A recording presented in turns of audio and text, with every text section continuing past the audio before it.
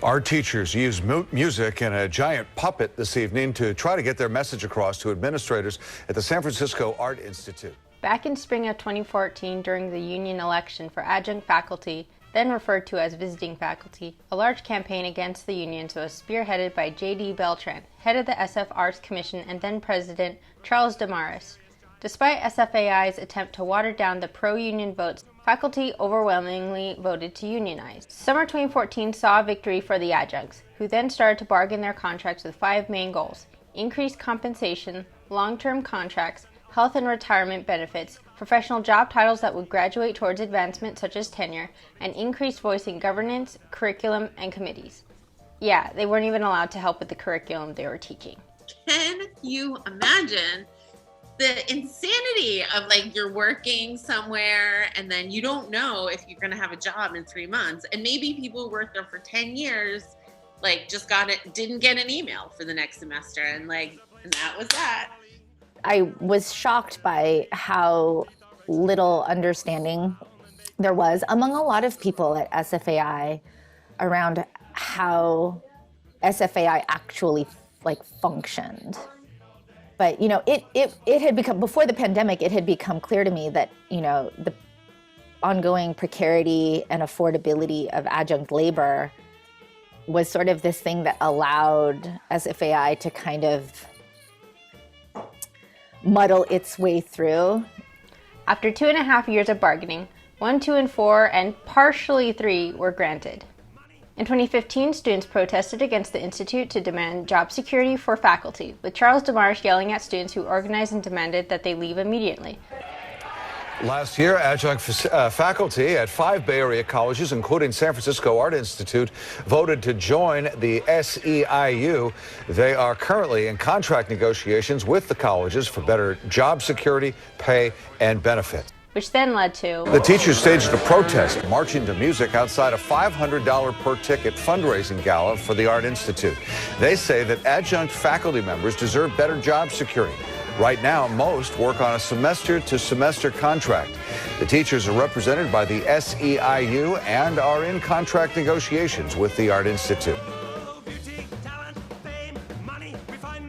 In 2016, SFAI rejected the bargaining team's final proposals, refused to negotiate, and instead sent their last, best, and final offer bargaining code for "We're done." The adjuncts' proposals for reference were to get a raise to cover union dues, which would mean the administration would take pay cuts, and to reopen negotiation on health benefits. With new faculty contracts signed, the administration rejected ongoing increased compensation for those who were already at the top of their pay tier. It was also during this time that teachers who had been at the school for 15 years finally saw pay raises. In 2019, however, academic dean Jennifer Rissler and President Gordon Knox betrayed the adjunct contract. In effect, the dean and president's actions completely gutted the adjunct job security and gave a green light to the replacement of longtime adjuncts by the department chairs on any grounds whatsoever, which of course led us to with the school supposedly going under because of COVID, all adjuncts who taught 70% of the classes were dismissed. This year, despite minimal enrollment and fewer than 10 adjuncts teaching, the administration are renegotiating the union contract, funneling what limited funds they can to lawyers instead of just paying their workers.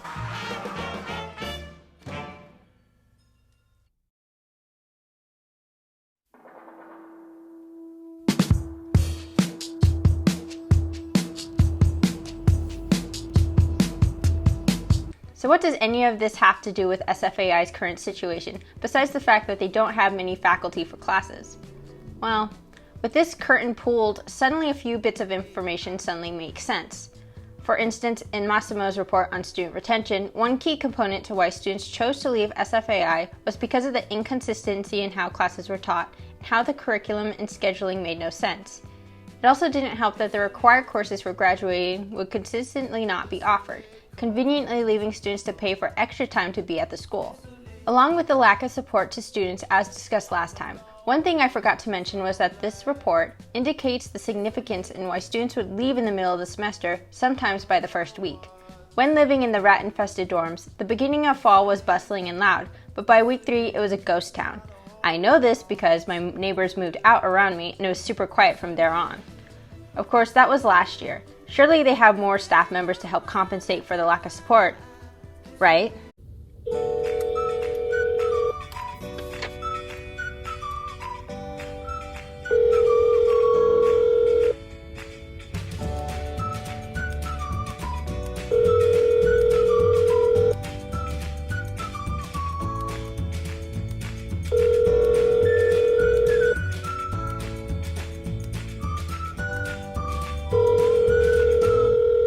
The voice message for this user is full. They cannot receive new messages at this time. Goodbye. Okay, cool. We haven't really gone over the marketing, and since it's August now, wow, summer got away from me. Now is probably the time to note the school shenanigans on that front.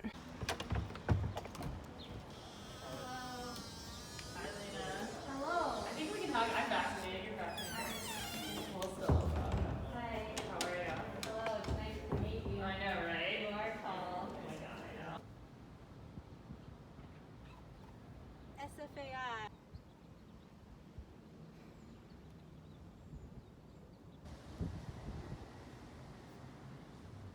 First off, update on the board listening tour. Not a lot of people took the bait, so now the board and admins are doubling back on the Reimagine Committee's reports. Sad face. An interesting thing happened with the marketing that I found out thanks to a local librarian, Jeff Gunderson. Hello, how you doing? I'm about ready to start shaking hands. Are you guys all vaccinated up? I am. Are you? Turns out the institution gave up on marketing back in, I think it was 2016? At that time, there were a lot of students here. There were probably 600 or 700 students here. It seemed to make sense. There were surpluses and things. They raised probably, I think, $8 or $9 million very quickly, and he thought, God, they can raise the next half of that because they only needed $8 or $9 million again, and that would have paid for everything and was going to be perfect. I remember Dewey Crumpler talking about it and saying how this would be perfect. This is the perfect situation. Yeah. And then everything stopped. Not only did the demographics and the changes within the overall college thing, that changed a little bit. We messed up on different levels by changing a website that made us look like an arts center and not an art school. And so people didn't know to go to college here, for God's sakes, for a couple of years. While this can't be the single key component to drops in admissions, it is a factor that did play a part. That was a combination of different things too, just the overall demographics in the country, people going to college, and the fact that we messed up. Within admissions. I don't think we didn't have somebody in charge of admissions for a year and a half. Which is a very key year and a half. And that's that's not a leading indicator, that's a lagging indicator of what's going on. And then by the time, that kicks in, you realize, crap, we got to regroup to get more students. And at that time, they were wrestling with all sorts of different issues. It also wasn't helped by the fact that when people would look up San Francisco Art Institute online, instead they would get the Art Institute of San Francisco. Oops. And if you're a student looking on the website, it is ever-changing in information and details. Along with taking pictures from former students, alumni, and faculty without any credit for years, there's also outdated and missing information that are necessary for the school. Ironically, after I pointed it out in the last video, the counseling services and housing tabs were finally removed since Triple H never solidified the housing deal that has been pretty much hyped up for years, especially after kicking everyone out last year because they weren't going to renew their lease, which is good because honestly that place was falling apart. People who were fixing things come into my room and leave the door open and had things go stolen. I had people invade my roommate and his partner in bed while they had to change a fire alarm and then left it on my desk. That was just the dorms. I had my partner who was living in a dorm that was under 100 square feet with 2 people, which is illegal in SF. I was paying $2,000 a month for the shared room in the Tenderloin, what they call tender knob, but it's not the tender knob when you're living in the Tenderloin. Speaking of finances, we gotta go over those goddamn 990s again. Because the alumni pointed out how the school had them in public record as some sort of rebuttal about still having faith in the board and admins, I think? But I'm sorry to say that when you actually comb through the 990s, they actually do very little to instill confidence, and that there definitely isn't anything fishy going on. Problems with the school basically started before Gordon got there. That we knew that we were running debts and deficits year after year and that something needed to change. So the school definitely was in trouble for quite a while.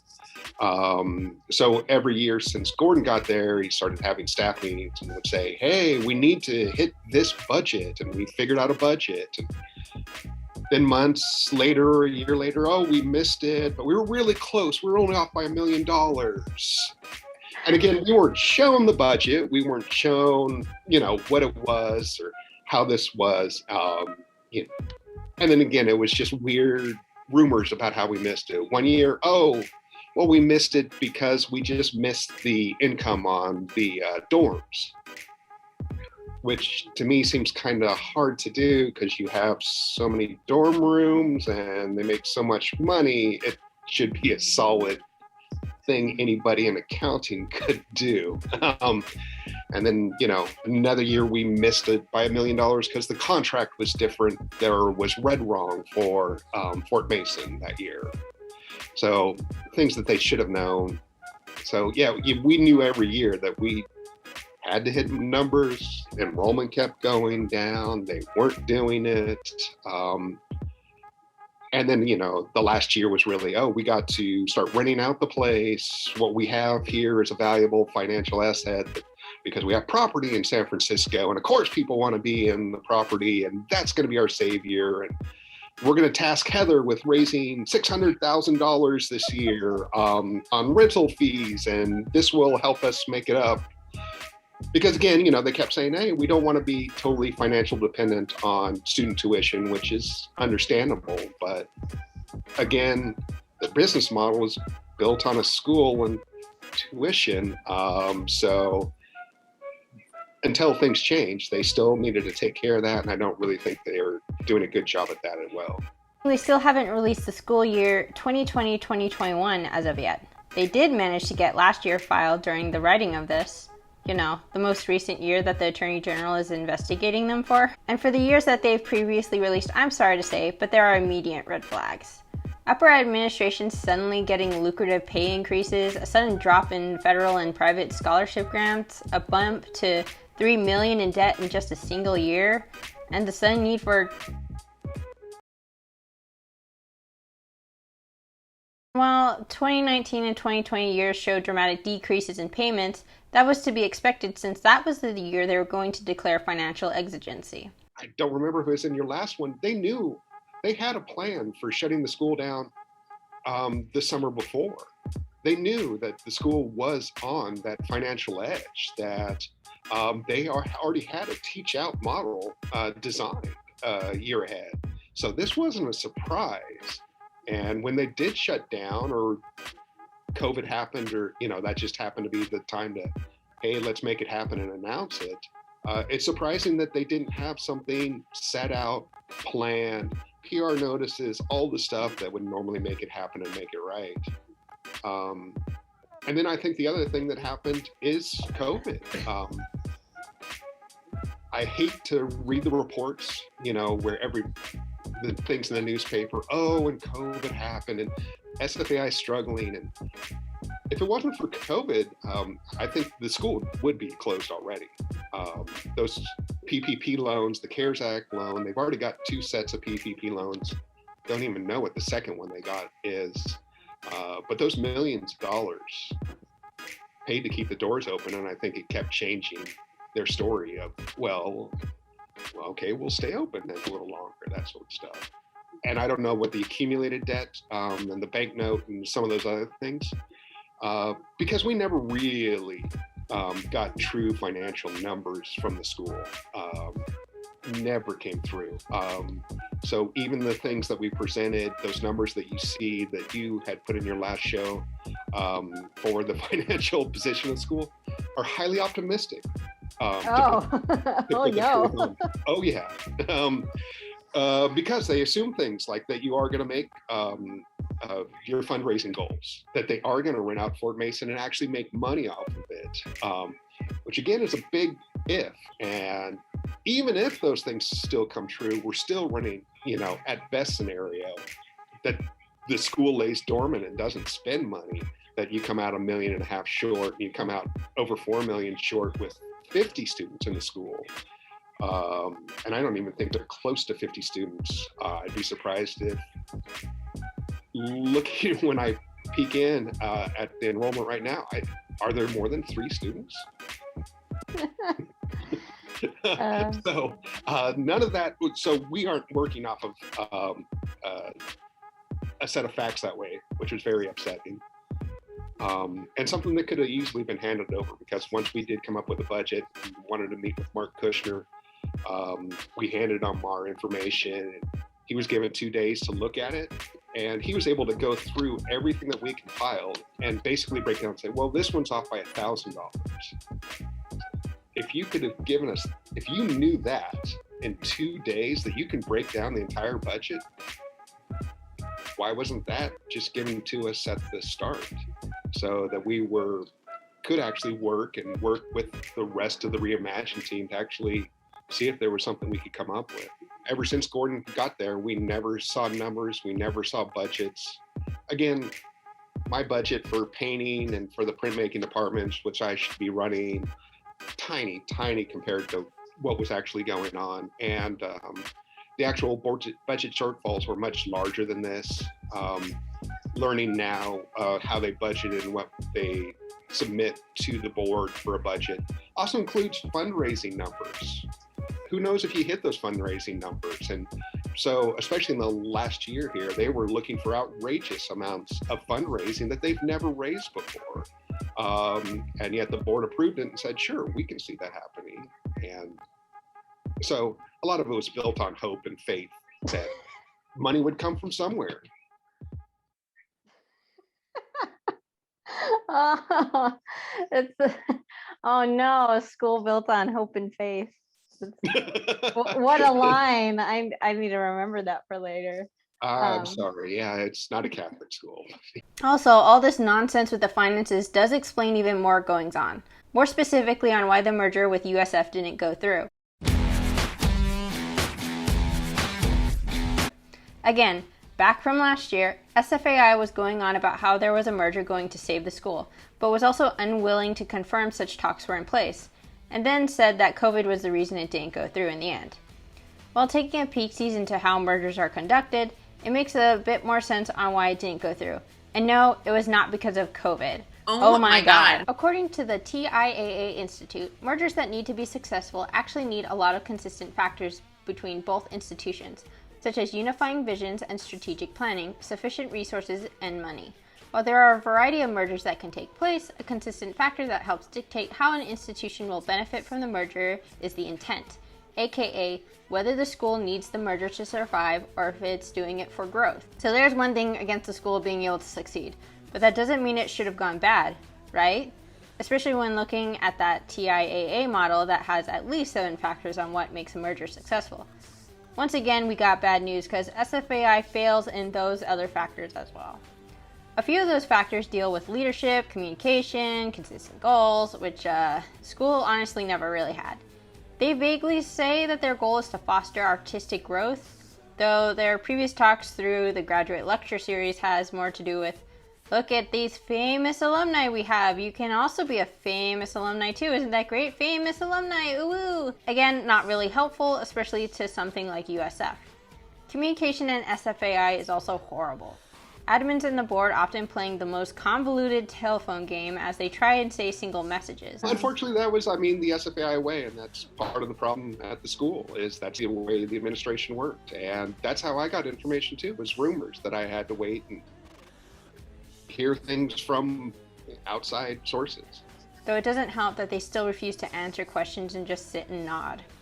We'll come back to the communication later, so let's look at the leadership again, especially in regards to more recent bits of information being revealed. Something I mentioned back in part 1 was this anonymous letter that was sent out having to do with Mark Kushner's behavior. The first time I asked who wrote it just to see if it held any sort of credibility, I was given the, they don't want to be revealed because then it would harm Heather Hickman Holland, which she's named in the letter and was fired / let go anyway, so that seems a little bit weird, but sure, let's go with that.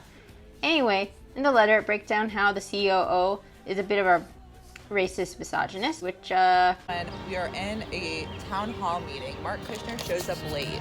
And when he shows up late, he begins to accuse, scream, and belittle students, specifically Maggie.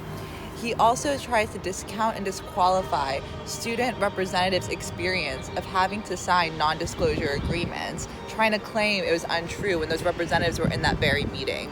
He apparently belittled everyone there who was female presenting, could care less about the inner workings of the actual school, and said that the alumni efforts were just a waste of time. I can see a couple of these things being true, but something about this letter made me think this is a little too convenient to be put out with all this damning information on a guy with inside knowledge. Especially because I don't remember seeing a Katie Brown working as an upper admin. There is no Pepe Sylvia. The man does not exist, okay? So I decided, oh shit, buddy, I gotta dig a little deeper. They claimed that the letter was sent to them to be sent to everyone, so I guess we can just buy that excuse for now. What's funny about what was said, though, is that no consequences actually came out of it. Mark Kushner is still the CEO, and everyone has pretty much been dropping off like flies. Maybe whoever wrote it wasn't actually important. Oh well. I even emailed the person twice to see if they'd come forward, and they did say they would be in a meeting, but again, I saw no Katie Brown there. But back on topic, everyone seems to pin it on Mark Kushner as the ultimate evil. And I'll agree, he's definitely rude, but there's something odd about the power dynamics that the board and admins parrot back and forth to each other that bothers me. You see, the board kept saying that the admins were in charge, but the breakdown of the dynamics is more of a pyramid with the board at the top, which means at any moment the admins could be fired or have someone step down if they're incompetent, which makes this whole "the board is dealing with decisions we had no power and knowledge of" a lie. So, why haven't they fired Mark Kushner? Probably because he's got damning information on the finances. His name is on the 2018-2019 taxes, so clearly he knows more than he's letting on. Better yet, why haven't the alumni demanded he step down? The school seems very needy in keeping up relations with the alumni. Why haven't the alumni used their leverage and say, hey, this guy over here has said some bad things about everyone, he's probably too toxic, and gotten him kicked out? Well, the backstory behind that is very convoluted but hilarious, so I'll indulge a bit. Because it turns out they did take this letter seriously behind closed doors and met with their lawyers and everything. And it turns out the letter wasn't written by Katie Brown, but was instead written by one of the alumni/alumni relations staff, who conveniently decided to say that me and another former student had written it. And because we were named, supposedly we were supposed to go to a meeting with the lawyer, but because we didn't write it, the alumni had to pretend that we just didn't show up, and consequently was the one who was outed as the one writing the letter. So obviously, that plan of getting Mark Kush out of power backfired on them, because even if you have damning information on someone, it means absolutely nothing unless you're willing to show that you're a credible source. Speaking of credible sources, this is also where I got put in an addendum on something said in the last video, which was on Title IX. Don't worry, I won't go into it much. Because part of the alumni Facebook problem was how the current SFAI staff parroted that I tell nothing but fake news. In fact, that was the end credit joke of the first video. So I decided to follow up more on what was told to me about Title IX, just to straighten things out a bit, and oh my god, it's worse than I thought. Following up with even more students than I originally polled, I found out that it wasn't just underreporting going on with student affairs, there's also things going on between students, staff, and faculty. Staff members abused their positions over students and threatened academic actions, upper management didn't report what was going on, and there seemed to be a lot of day drinking going on, which is definitely an OSHA violation.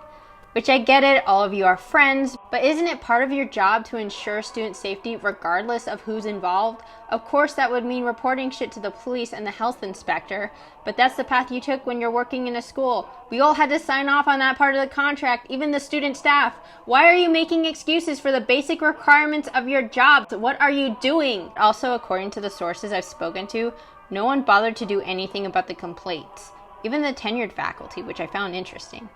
Which would explain why things were never reported. And even recently, an alumni decided to harass one of the more vocal students in this debacle with implied pornography, and instead of responding properly, the admins let the alumni appear at this year's commencement video. But anyway, that was a bit of a tangent. What was I saying again? Oh yeah, a few bad apples that definitely rotted at the school, but some of them are gone now, so yay! But after learning about all that, I sure as hell am going to put emphasis on their old bosses, considering some of them are in similar positions at other institutions, or are still working at SFAI. So thanks to everyone for suggesting I clarify, because oh boy, were there a lot more staff and admins who were actually involved in ignoring Title IX, and even involved in taking part in it. Including, but not limited to, and yes, she was indeed in charge of Title IX, at least 6 people confirmed, including 3 faculty. Did I lie? Did I lie? Did I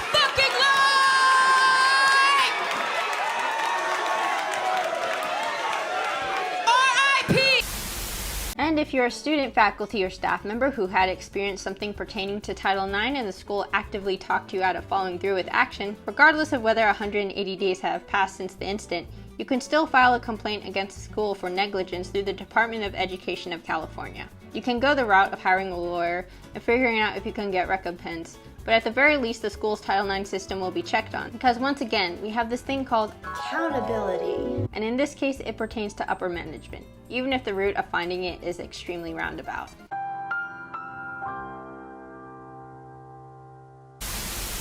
Okay, so the leadership is a bit of a trash fire, which is probably why SFAI didn't really want to merge with USF, because that would have meant that the leadership would have had to step down, so people like Jennifer Risler, Heather Hickman Holland, and all the VPs would have had no jobs in the end. So let's go ahead and look at the communication for now, more specifically in regards to the school's relationship it has with its alumni. Although I don't think we have time to get into it. Just kidding, yes we do.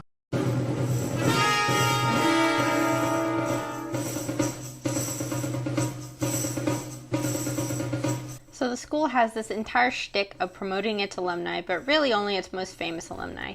Not so much in the past 4 months, because they realized promoting your current students is probably the best way to get incoming students. There's nothing wrong with promoting famous alumni, but it comes off as weird to me when that's what they chose to be their main selling point to everyone. Become a famous alumni, become a famous artist, get more likes and followers on Instagram than the egg. Once again, going back to that whole they don't have a plan for their own curriculum, it makes sense because they have never really kept up with their alumni relations in the past couple of years, except to those who could make substantial donations. And also Nick Cage. But that sort of makes sense. Who else are they supposed to go get money from? Joe the Lyft driver who went to SFAI 5 years ago? Which I suppose is better than the alternative, which is the alumni shoving money at the administration, who would quickly take that money for their own paychecks and then shrug their shoulders when oops, we ran out of funding to pay the faculty. Again. Now here we can expand a bit more on shenanigans that happened with the alumni page that are sad but hilarious, and pretty much explains the problem of the alumni network in general. I debated on holding off on retelling the story, but after going over what happened with friends and family and getting general reactions of, these people can't be that stupid, I've decided to put it on the internet for public consumption. So after part 2 got dropped and everyone started giving their own hot takes about everything, about a week later, 4 of us got banned from the alumni page without any alerts. I just shrugged it off and figured they were on a censorship mode to keep the alumni in the happy zone of ignorance, and went about my day. However, the other day were keen on getting to the bottom of things. They contacted the admins, were posting on the public forum, and even started the cringe group name of the Kazoo 4, which then became the Kazoo 5 because another alumni started asking questions, so goodbye to them. And eventually it was found out that one of the admins lied by pointing fingers at the other admin, basically a lot of... But that admin eventually stepped down. We were told we could come back and that was the end of it, right? No. Because it turns out revenge can be kinda dumb if you don't think about it for more than 10 seconds, and also if you have the mind of a 12-year-old. Because not only did the admin that stepped down start sending anonymous threats, but the admin was also sending messages to other alumni to try to discredit me and another student. The icing on this shit cake, of course, was how he ended up creating an anonymous email under someone else's name titled Death the Kazoo 5 in petty revenge, cause I'm a cyberbully, obviously. Which, all of this would have been threatening if it weren't for the fact that the admin chose to send it from someone who was also part of the Kazoo 5, and was actually the one who came up with the name. You look me in the eye and tell me an adult actually came up with this plan without any of this forethought. Ignoring bad spelling and grammar aside, this honestly wasn't that much of a threat, since all it did was reiterate what harassment and bullying was, which again, was not in part 2. And I know that it wasn't in part 2 because not only did the email fail to point out exact examples, they had to create their own example, which was the actual sexual harassment as stated above. And we know it was this alumni because A, we tracked the IPs of both the emails and text messages, and B, they had been sending discrediting private messages to other alumni involved. Which ironically none of them believed because I was sent screenshots with very confused captions of, yeah, this person was babbling, who knows about what though.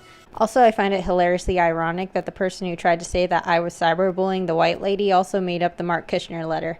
Like, I was highlighting how an admin failed to do her duties. You had to make up a fake person just to call the COO racist and try to blame me and someone else. Did you even read the specifics of cyberbullying? Because everything you did falls into quite a few of these. Perhaps you should have looked up the definition of hypocrisy.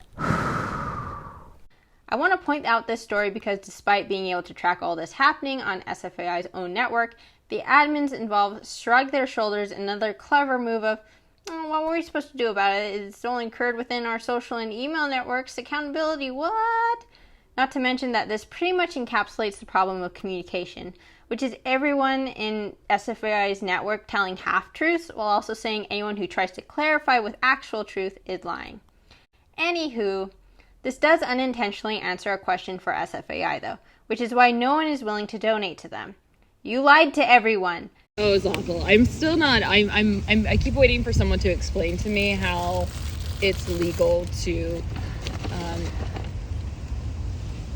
tell a bunch of students to transfer and that they can't come back and finish their program that they're in the middle of, and then remain open. I mean, they told us the reason that we had to transfer is because they were closing.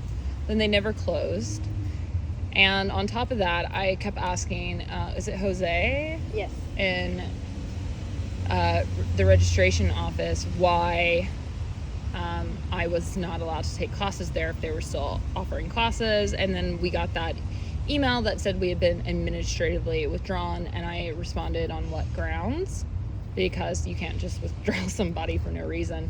And I never got an answer, and I still haven't gotten an answer to this day. And the school remained open. They taught classes, but for some reason they didn't teach me, and I just don't I don't understand that. And then, I mean, on top of that, I've heard from alumni say a bunch of times, like, they offered you a transfer and stuff like that. That's absolutely not true. I have the correspondence between myself and who is a new advisor that I've never met before. So my old advisor had been fired, and then they brought in this new guy who basically, he told me that I should look into the Academy of Art, which is a for-profit school. And at that point, I quit responding with him. And prior to that, he did a copy and paste, like 3 sentences with myself and admissions office at other schools like Berkeley and Stanford. But each of them responded, sorry, we're past the deadline. We can't accept her application. And that, my advisor didn't respond at all, said nothing. So the school didn't even take responsibility, also, and they offered no assistance for transferring. They gave us was also incorrect. And it's I don't know, I'm still curious of how it's legal, and I've never heard of it happening. That's it. I've just never heard of it happening. So of course everyone would mistrust SFAI, especially because there still hasn't been any public apologies over what happened last year. And because the excuse by alumni and admins and tenure faculty have been, we could all get along like we used to in middle school. I wish that I could bake a cake made out of rainbows and smiles, and we'd all eat it, be happy. She doesn't even go here. I'm sorry, but it sounds less like moving towards the future and more, even though we can claim to stand for equality and progressiveness, let's just protect our abusers more than the students because it's easier to replace them than someone on the payroll. And while I don't strictly believe that it's possible to sell out as an artist, because when you're an artist, you yourself are the product, I do think it's possible to sell out when it comes to your morality. I could be 6 feet away from you and take pictures with you. Isn't it great? To my understanding, like any reevaluation of what it means to make art, you know, in an era of, you know, some of the most extreme income inequality the world, this country, this city has ever seen, right? It's one thing to sort of like make art when there's lots of like super affordable, like warehousey, mixed use space, and you can kind of get a job doing whatever and then still have time and money to experiment and, you know, do weird stuff.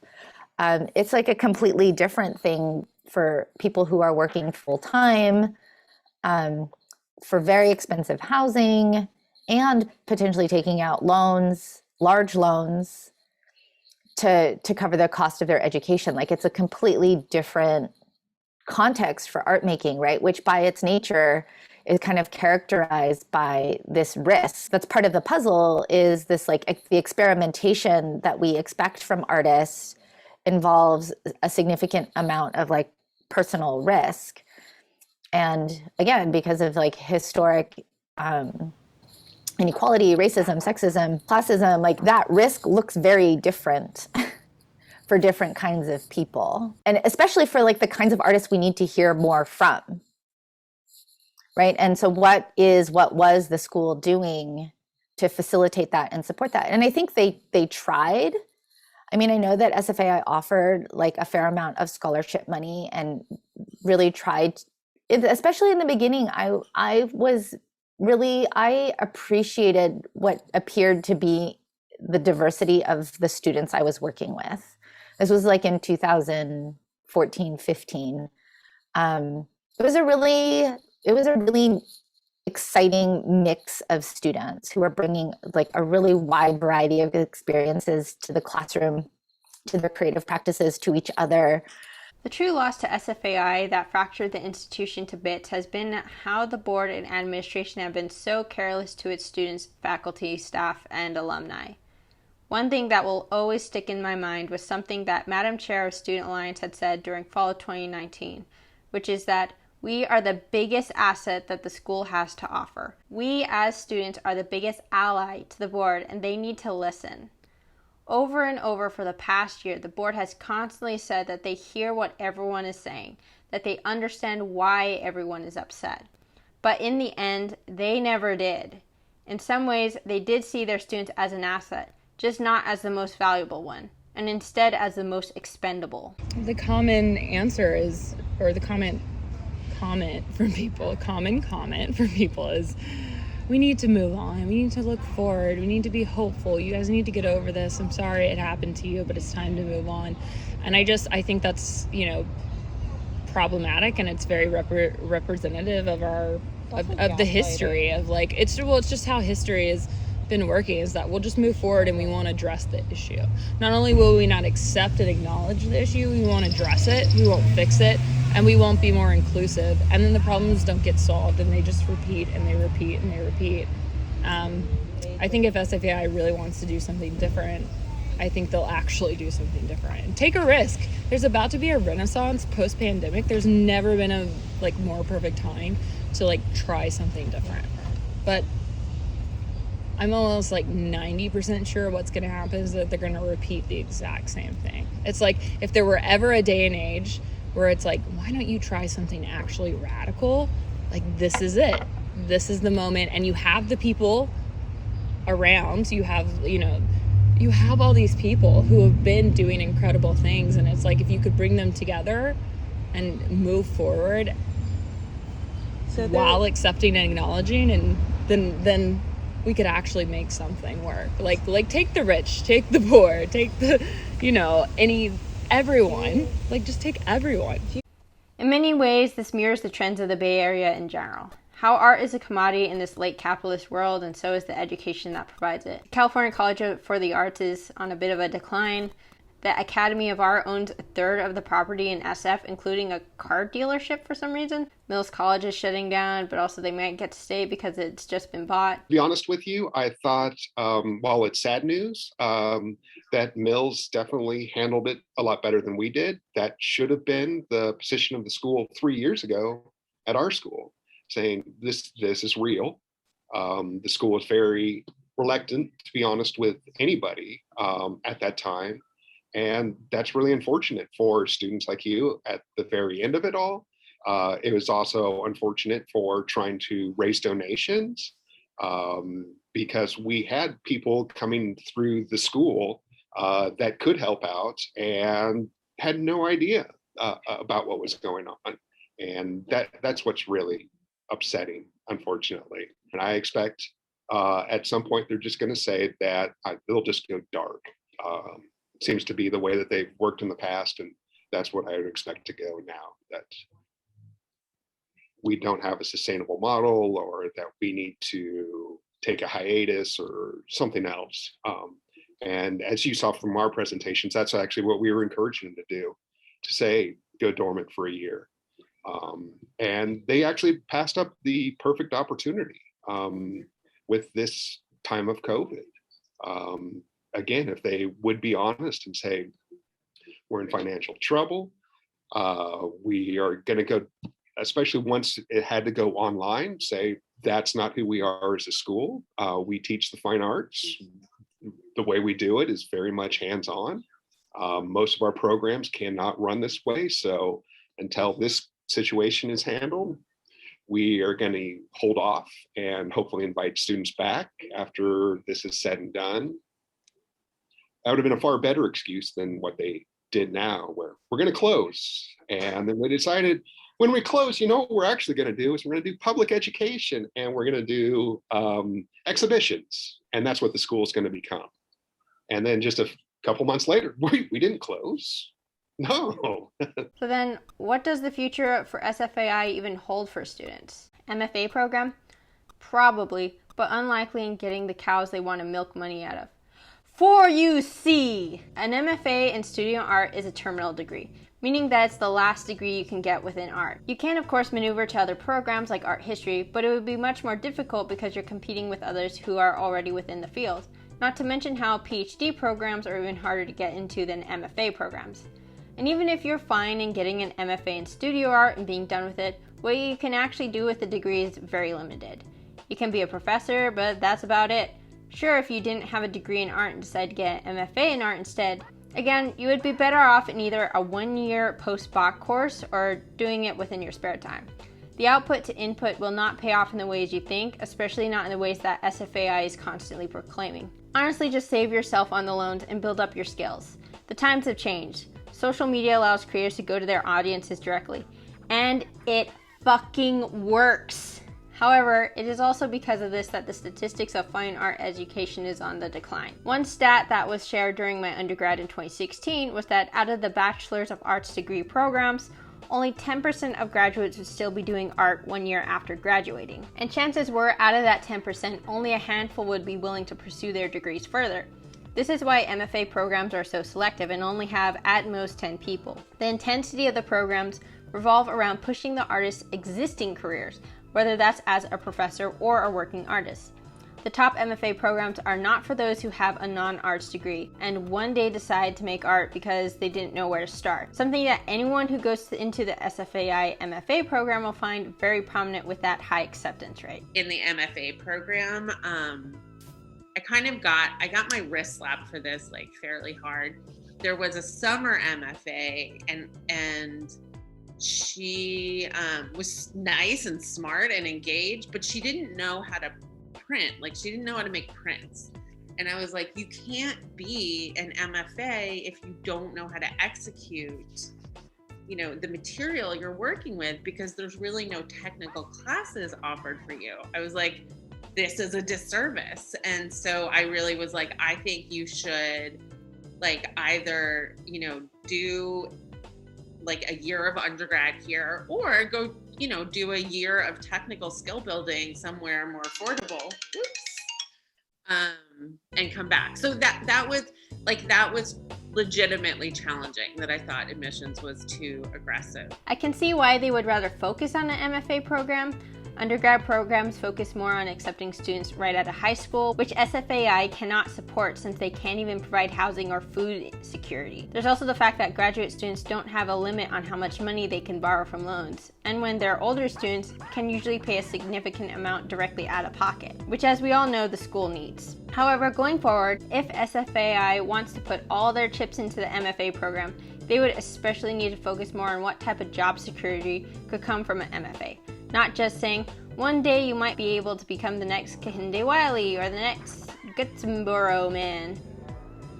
Okay, so the sculptor was a maniac whose name sounds like some Swedish Muppet's death rattle, and the monument was never finished. That's not so bad. And it was built on stolen Native American land. Yeah, that's worse. And the thing is, despite my affect, I do see that SFAI can be saved beyond the MFA program. It's just that I don't think the board administration's pride would let them. Because it's either A, have a full overhaul of the board and the administration. They hand over all the books and finances, cut loose their losses, and allowed an actual brand new team to come in. Which won't happen because clearly their lawyers say to do otherwise with the AG involved. B, dig into their own pockets and donate on an individual level that would match incoming donations.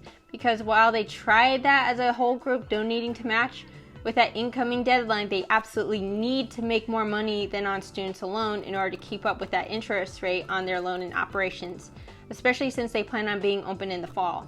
But again, I have doubts they'd want to invest at this point with the amount of debt. Previous board members who offered scholarships and donated for years had quit in spring of 2020 after the announcement of the school's closure, as well as big-name organizations pulling away because they suspected SFAI redirected their donations to other uses.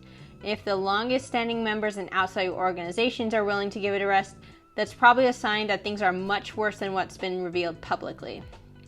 See, they can actually go dormant for a year and try to ease their amount of debt for 1 year, especially because this would mean laying off more unnecessary players and saving money from those six-figure salaries. But that'd be a marketing nightmare, raise more suspicion, and payments for the UC loan are going to be due regardless of what happens, so full steam ahead. So then that leaves us with what will happen. Well, we can't say for sure, but that won't keep us from speculating. For UC, based on the figures they constantly point at and the estimations based on the financial subcommittee statistics from the Reimagine Committee, we can deduce a few possibilities. This will happen again, but will probably cause the AG to look into all their records. It's possible that the AG report comes out and shows the paper trail of what happened to the school's endowment and why their taxes don't make sense. Or maybe the school will just quietly shut down because everything was settled behind closed doors. Or maybe they'll muscle through 2 more years, then end up quitting because everyone decided to slowly transition out of power to where the last few people are the ones who get stuck with the handcuffs. Which is, to me, the most likely case. But don't feel bad for any of these people. They probably didn't mean for such bad intentions to happen. But it definitely feels evil when they're all giggling and tossing around pillowy language of "we love and appreciate you all," despite never giving an apology on the stress of uprooting more than 300 lives within an already small community. Sure, the previous board chair was going through cancer treatment, but she was also ignoring her duties and refused to step aside. I feel sorry for that bitch. I don't. Yes, there were a few diverse staff members there for a hot minute, but they were just as guilty when choosing to look the other way when Title IX incidents needed to be reported. The professors are skilled and talented artists, but quite a few of them are willing to throw each other under the bus if it means staying employed instead of standing together. The structural differences that create tenure track faculty, treat them as a different class, pitting us against each other when we are natural allies. We do exactly the same work.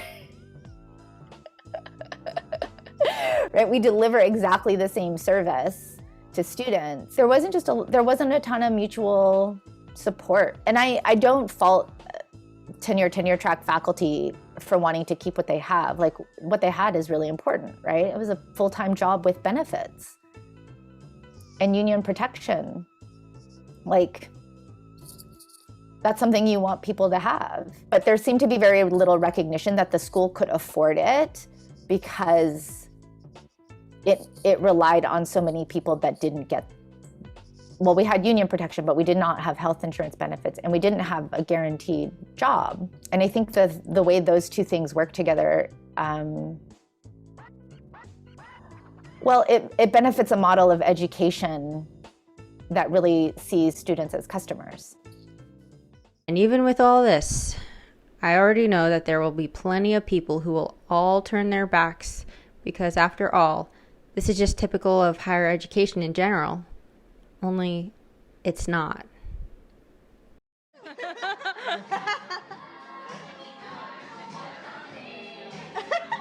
a really intense survey. Good job. I went to an extremely well-off school for undergrad. Let's just say at the time it was in the top 5 of the US. Despite all the bells and whistles, I had to deal with everything typical of a small country bumpkin going to an Ivy League school. But despite the faults, the experiences and growth I made through the people I met can't be replaced, because everyone there legitimately cared about each other in a way that made every racist, classist, sexist remark just minuscule in comparison to the love, honesty, and care. Seeing the way that SFAI handled all of this was such a shock that I can't even compare the two. Because for some reason, the bare minimum is the baseline standard. Because it's too difficult to make sure the students at SFAI were well fed and could feel safe. Because for SFAI, the morality of good choices became skewed hard towards selfish wants of those in power. Because this is not the same place as it was 40, 30, 20, maybe even 10 years ago. There are plenty of times to look back on memories of a place and have rose-tinted glasses, but there also comes a time when that just becomes neglect. And the reason I've gone over this whole ordeal is because I can't comprehend why anyone who works or worked there could let any of this become the norm, can still find excuses, and can still proclaim that they stand for radical change through art. The fact is, like, we all know what happened. We were here, and there's no reason not to stand up for the people who have been affected. Like, people are losing their jobs during a pandemic. The situation are being silent. They're losing their health insurance during a pandemic. They're losing their housing during a pandemic. People's education, that some people like myself, it's like I saved up like 10 years and had a lot of life changes, moved across the country to go to the school and worked full time. And it's like, and you're just gonna, you're really messing with people's livelihoods and the audacity that they have to treat it so carelessly as if we're disposable and we can be easily replaced is where I don't understand.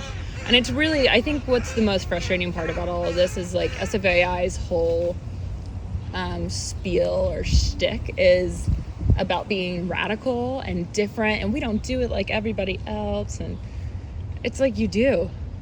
And on top of that, you kind of do it worse than everybody else. Like, you blatantly do it. And then you claim that you're diverse. You claim that you're, that you care about artists, that you are like the underdog. They were none of that. They were, at that time when they treated people like that, they were a total facade and total fake. And I do believe in the legacy of SFAI, but that has nothing to do with what happened. And I wish people could separate that. I don't know why they can't. It's like the students who went through this crisis, the teachers that went through this crisis, the staff that went through this crisis were just as much a part of this school and this legacy as the entire 150-year, history. At this point, I can't even feel sad or mad about the whole thing. I'm just tired. A year has passed on, and the reality of what happened and what the future holds is becoming more and more apparent as time marches on. People say that time heals all wounds. If anything, I feel more embarrassed about this whole thing. Like, I spent actual time off of my day job to look at their taxes that are full of weird numbers. Especially within the first few months, how it was so obvious how many people cared about their paychecks more than anything else. Which is honestly the easiest answer to come up with why people are so willing to look the other way. That's the only reason I could come up with why they would even bother to do all this illegal nonsense. SFAI was long broken before I ever entered their doors. It's still broken. There is no way of being able to fix such a system until they can acknowledge the flaws. But the ones in charge can't do that.